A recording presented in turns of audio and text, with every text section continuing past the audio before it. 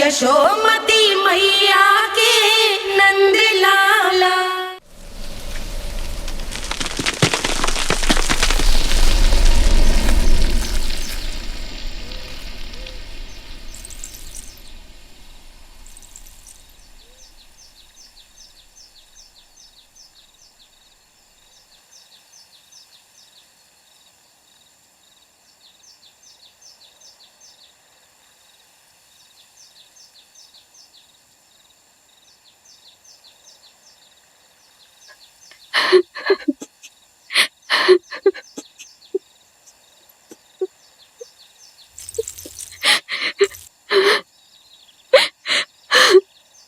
हमारे भक्ति में ऐसी क्या कमी रह गई प्रभु कि अभी तक आपके दर्शन का सौभाग्य नहीं मिला। अब तो सैकड़ों वर्ष बीत गए हैं आपका सुमिरन करते हुए।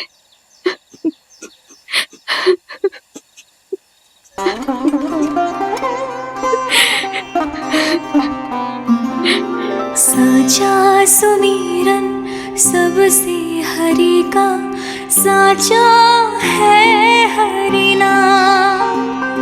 साचा सुमिरन सबसे हरि का, साचा है हरि नाम।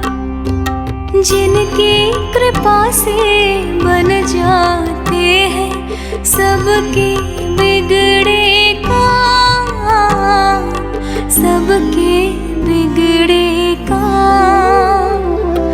साचा सुमिरन सबसे हरि का, साचा है हरि नाम। आतुर है आंचल का उपवन, सुनने को पैजनियां छुन छुन। मधुर मधुर तुतलाती बोली, खेले संग संग आँख में चोली। मेरे मुख पे भी दे दो प्रभु ममता भरी मुस्कान। साचा सुमिरन सबसे हरि का, साचा है हरि नाम। भक्त बिना भगवान है जैसे, माता बिन संतान के वैसे। हरि बिन मेरा जीवन सूना, भगवन लाज मेरी रख लो ना। भगवन लाज मेरी रख लो ना।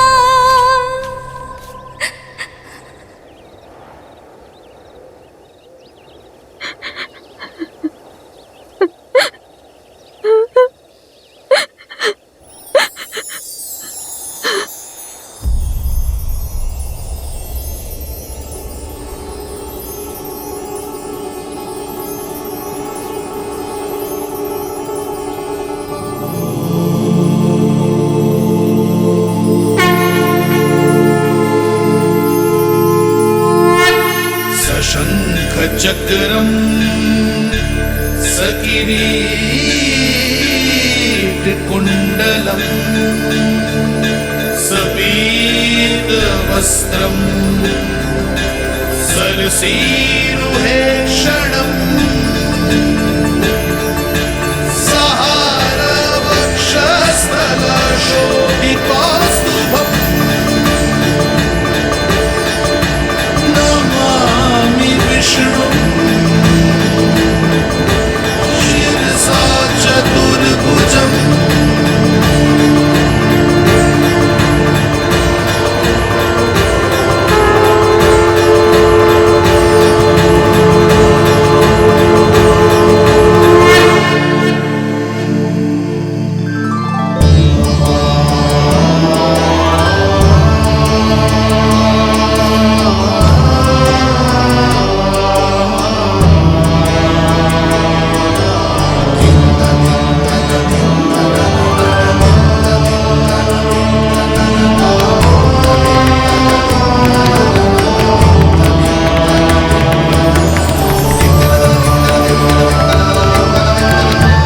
कहिए कहिए, क्या वरदान पाना चाहते हैं आप?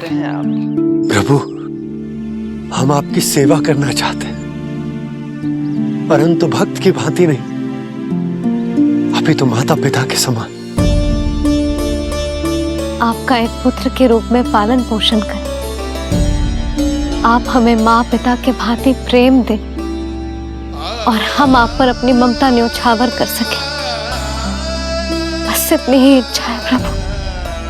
आपकी इच्छा पूर्ण होगी। मैं आपकी संतान के रूप में अवश्य आऊंगा, किंतु उसके लिए आपको मेरे अगले अवतार के बाद एक और अवतार की प्रतीक्षा करनी होगी, क्योंकि अगले जन्म के लिए मैं पहले ही ये वरदान माता देवकी को दे चुका हूं। प्रभु, किसी भी जन्म में आपको अपने पुत्र के रूप में पाना मेरा सौभाग्य होगा, किंतु मेरी ममता मेरे वश में नहीं है प्रभु। आप साक्षात मेरे सामने खड़े हैं, किंतु मेरे नेत्र आपके इस दिव्य चतुर्भुज रूप को नहीं देख पा रहे। इन्हें तो आप अभी से बाल रूप में दिखाई दे रहे हैं। मेरे भीतर उमड़ती ममता की ज्वार का अनुभव कीजिए प्रभु।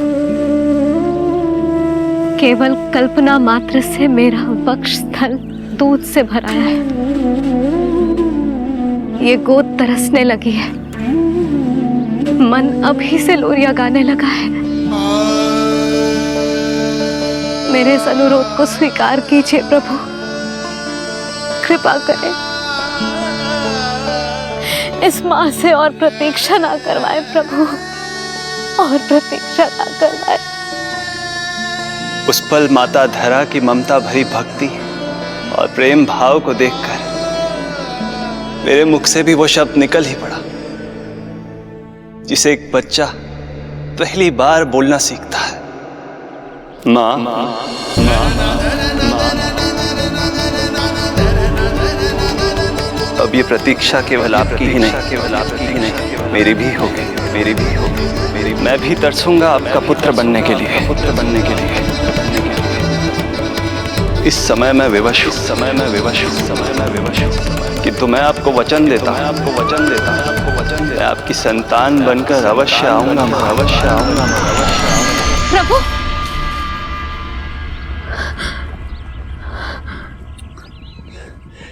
धरा, भगवान ने हमारी पुकार सुन ली। वरदान तो सभी भक्तों को मिलता है, परंतु हमें तो हरि का वचन मिला है। वो आएंगे, अवश्य आएंगे। अब हमें केवल उस शुभ दिन की प्रतीक्षा करनी है।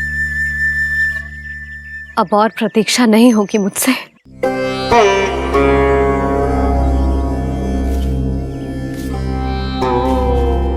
हमने सहस्त्रों वर्षों तक तपस्या की, ये समझ लो कि वो तपस्या अभी शेष नहीं। श्री हरि को अपने सामने देखकर मेरी व्याकुलता का बांध टूट गया है। 2 जन्म बहुत बड़ा समय होता है स्वामी। अपने पुत्र के रूप में हरि को गोद में खिलाने के लिए अब मैं और 2 जन्मों तक प्रतीक्षा नहीं कर सकती।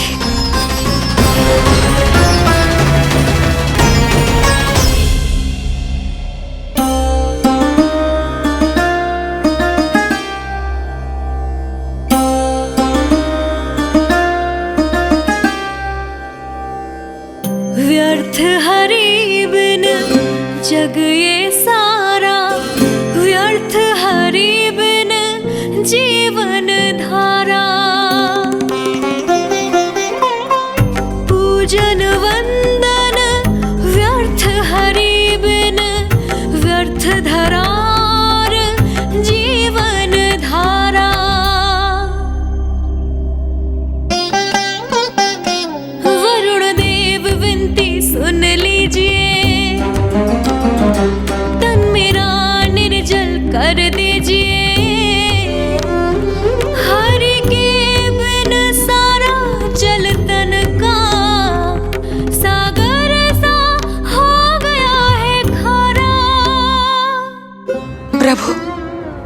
माता धरा की तपस्या का तेज अत्यधिक है। प्रकृति के पंचतत्व, पांचों महाभूत इनकी पुकार सुनने के लिए विवश है।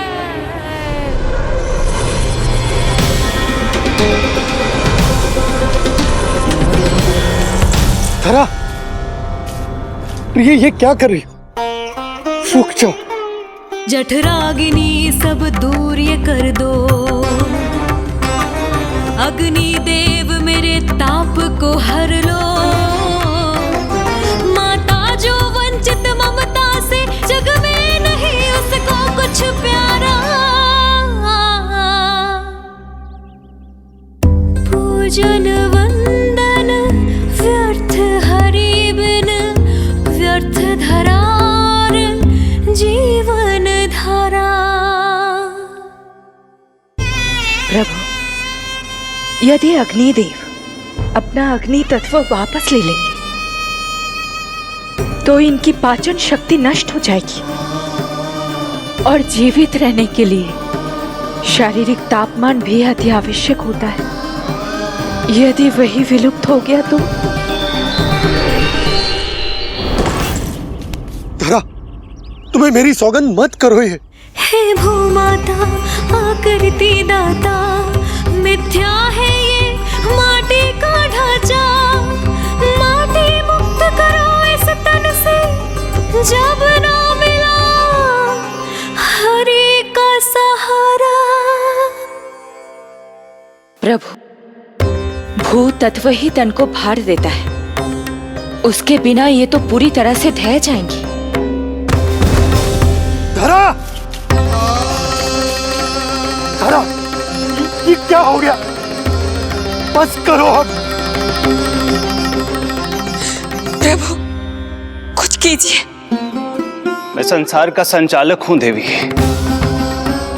नियमों का पालन करने के लिए मैं भी बाध्य हूं। जो वचन मैं पहले ही माता देवकी को दे चुका हूं, यदि मैं चाहूं तो भी उसे तोड़ नहीं सकता।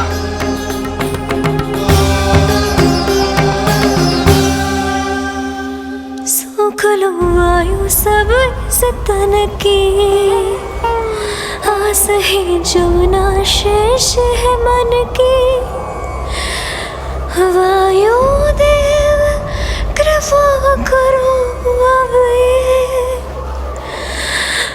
रोक दो इन श्वासों की धारा।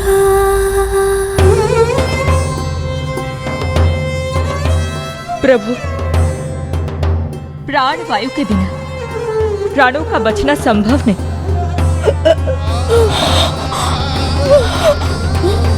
धरा, धरा, धरा, धरा, बस करो अब। क्या तुम अपनी सुध-बुध खो चुकी हो? तुम्हारे प्राणों में मेरे भी प्राण बसते हैं प्रिय।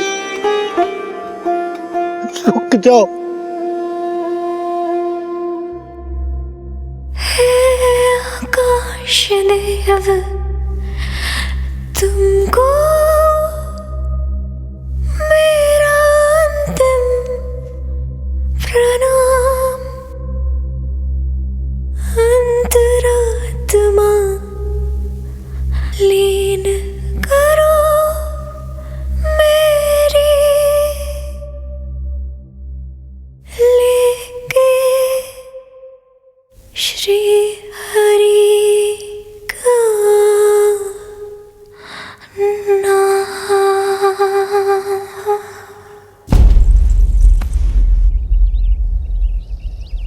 धरा, धरा, धरा, ये क्या कर लिया तुमने? धरा, कोई है, कोई है, सहायता कीजिए।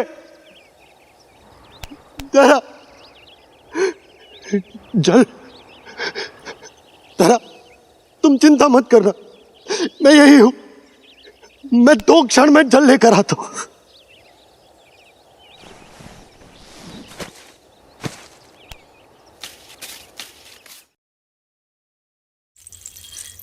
प्रभु, आप नियमों से तो अवश्य बंधे हैं, परंतु आप लीलाओं के स्वामी हैं। कोई तो उपाय निकालिए।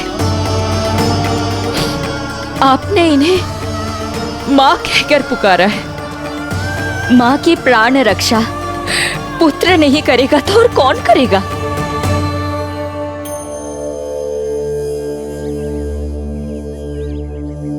प्रेम ना जिसकी सीमा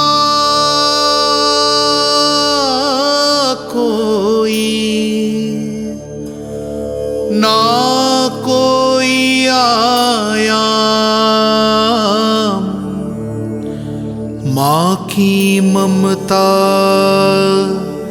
के आगे। विवश हुए भगवान,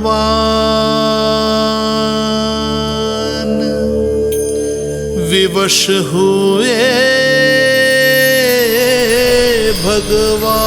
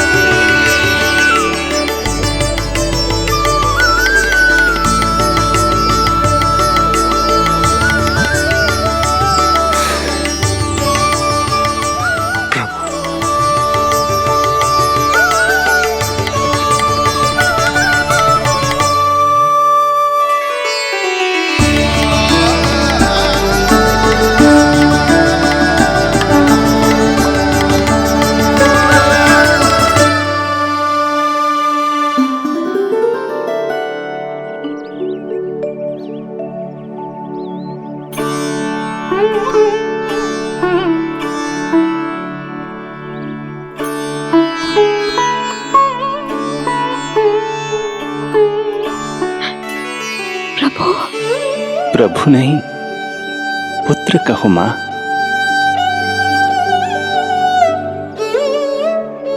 पुत्र, मेरा पुत्र, मेरा पुत्र।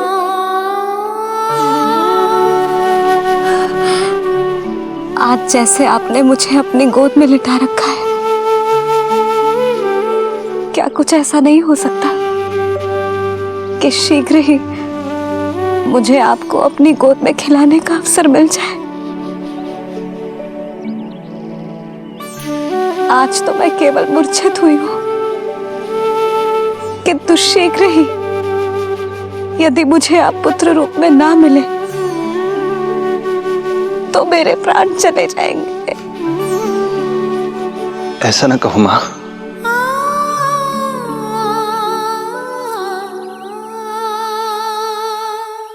माता देवकी को मैं पहले ही वचन दे चुका हूं, इसलिए विधि के विधान के अनुसार मुझे उन्हीं का पुत्र बनकर जन्म लेना होगा। किंतु आपकी आतुरता का अनुभव करने के बाद अब मैं भी आपका स्नेह पाने से स्वयं को और वंचित नहीं रख सकता। आपने वरदान मांगा था कि आप पुत्र की भांति मेरा पालन पोषण करना चाहती हैं। इसलिए यदि आप उचित समझे तो आप अगले जन्म में ही अपनी इच्छा पूर्ण कर सकती हैं। जिस आयु में संतान को अपनी मां की ममता के आंचल की आवश्यकता सबसे अधिक होती है, उस आयु में अर्थात अपने जन्म के प्रथम दिन से 10 वर्षों तक मैं आपके साथ रहूंगा। किंतु फिर मुझे अपनी जन्म देने वाली मां माता देवकी के पास लौटना होगा। ऐसा करने से मैं उन्हें दिया वचन भी निभा पाऊंगा और आपकी ममता का सौभाग्य भी प्राप्त कर पाऊंगा। यदि आपको स्वीकार हो तो।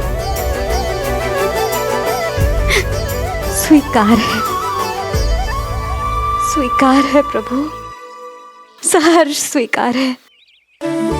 एक माँ और पुत्र का नाता केवल उसके कोख से जन्म लेने से ही नहीं बनता, ये नाता तो ममता से बनता है। और मैं अपनी ममता आप पर न्यौछावर करने के लिए आतुर हूं। यशोमती मैया के नंद लाला, यशोमती मैया के नंद लाला, यशोमती मैया के नंद लाला, यशोमती मैया के नंद लाला। तो इस प्रकार परमपिता परमेश्वर श्री हरि विष्णु एक ही जन्म में दो माताओं का पुत्र बनने के लिए उत्साहित भी थे और भावुक भी। किंतु जगत माता श्री लक्ष्मी और अन्य सभी देवगण ये जानना चाहते थे कि श्री हरि ये अभूतपूर्व कार्य कैसे करेंगे। भगवान बोले, ये सब संभव होगा उसके कारण जो मेरे अगले जन्म की कथा का मुख्य पात्र है, कंस।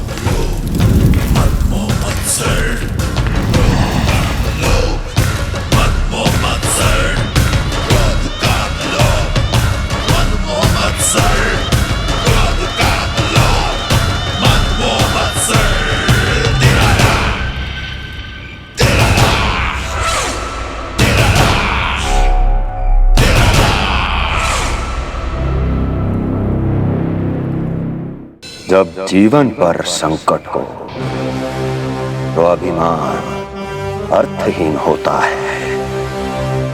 जब प्राणों पर बनाए तो सम्मान स्वाभिमान सब निरर्थक होता है। इन व्यर्थ के मूल्यों को बीच में मत आने दो। और दया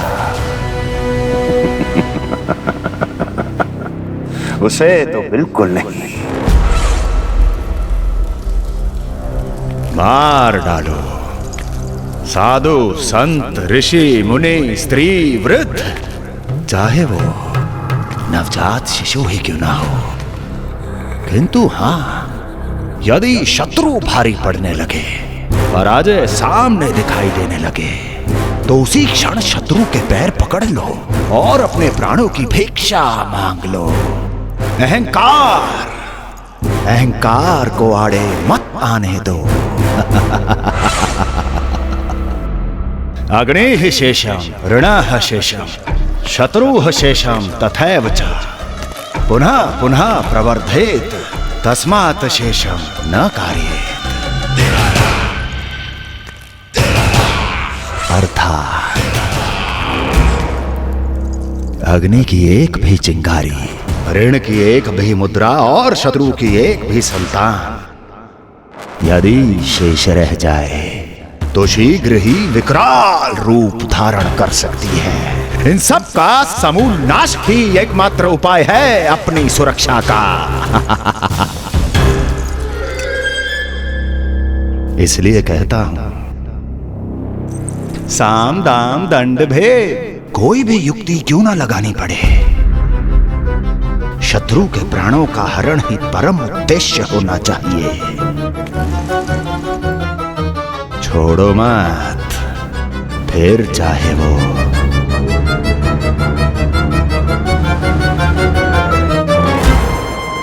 विष्णु ही क्यों ना हो।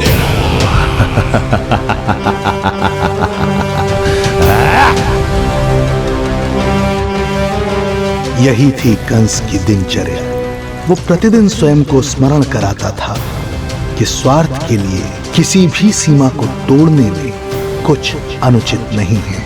तभी तो राजगद्दी प्राप्त करने के लिए उसने अपने पिता महाराज उग्रसेन को भी नहीं छोड़ा था। पिताजी,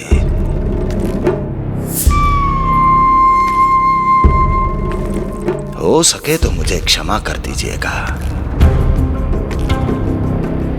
कल्पना भी नहीं की थी कि मैं आपके साथ ऐसा व्यवहार करूंगा। आपको प्रतीत हो रहा होगा कि मैं क्रूर हूं, स्वार्थ में अंधा हो गया हूं, किंतु मैं विवश हूं।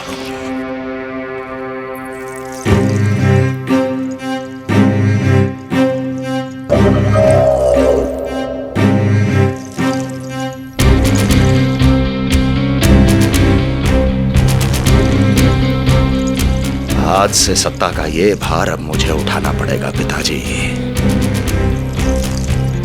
क्योंकि आप तो अत्यंत दयावान हैं।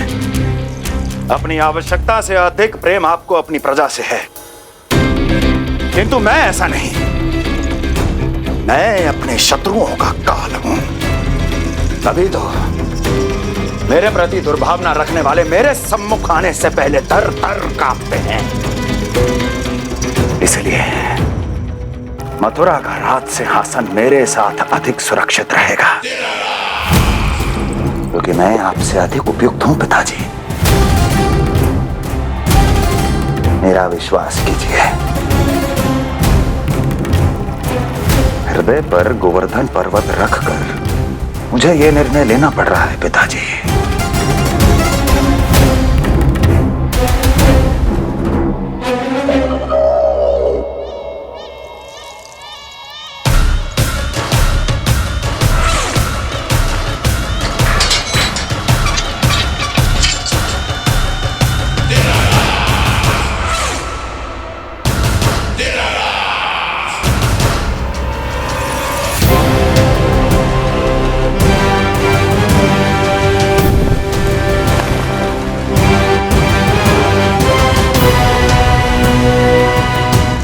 चाबी यमुना में फेंक देना।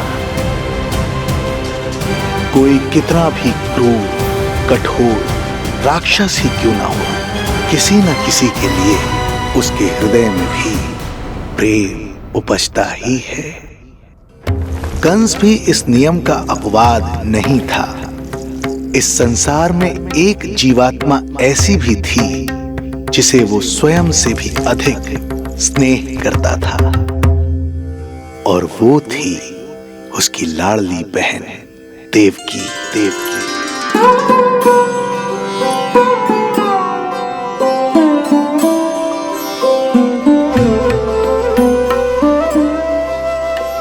देवकी के लिए कंस एक राजा नहीं, मात्र भाई था, जो अपनी बहन की छोटी सी मुस्कुराहट के लिए आकाश पाताल एक कर सकता था। अत्यंत धूमधाम से उसने अपनी देवकी का विवाह यादवराज वसुदेव के साथ संपन्न करवाया। रुको रुको,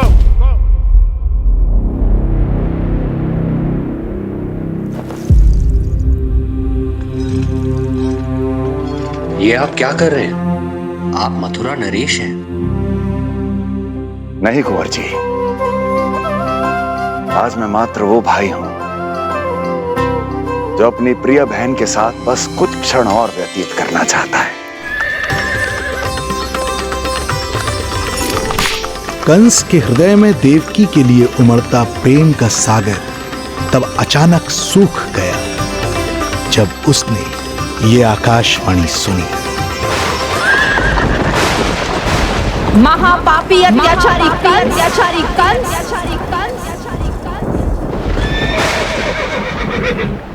जिस देवकी को तू इतने प्रेम से ससुराल ले जा रहा है, वही तेरे अंत में सहायक होगी। तेरा काल तेरी प्रिय बहन के गर्भ से उसकी 8वीं संतान बनकर जन्म लेगा और तेरा विनाश करेगा।